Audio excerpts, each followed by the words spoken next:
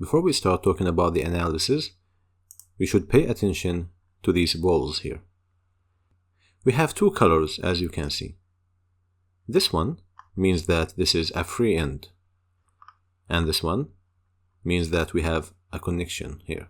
So as you can see here, we have a connection between this pipe and this one. So we have this ball in this color, and here we have a free end, so we have it in this color.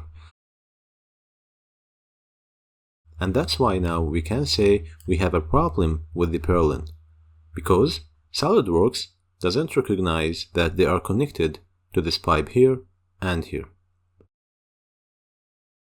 So before we start our analysis, we should solve this problem. You need to tell SolidWorks that you have a connection here and it's not a free end. If you run the analysis this way, then this purlin will just fall down. Nothing will hold it, and you will have a crazy amount of displacement. There are many solutions to solve this. The first one is that we may try to extend this a little bit here and a little bit here, so SolidWorks can recognize that we have an intersection between these structural elements. To do so, let's go to the model again,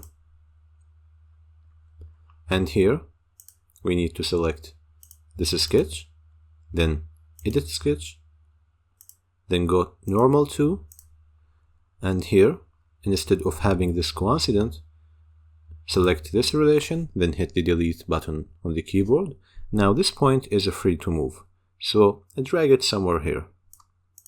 Once done, go to the other side, and now we need to free this point, so select the relation, then hit delete, and now move this point and snap to the edge here.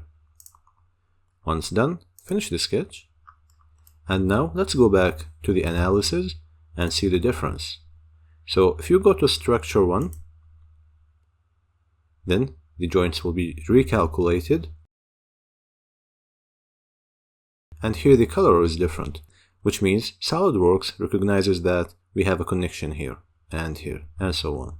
So it's very important when modeling structural members to make sure that the connections are correct.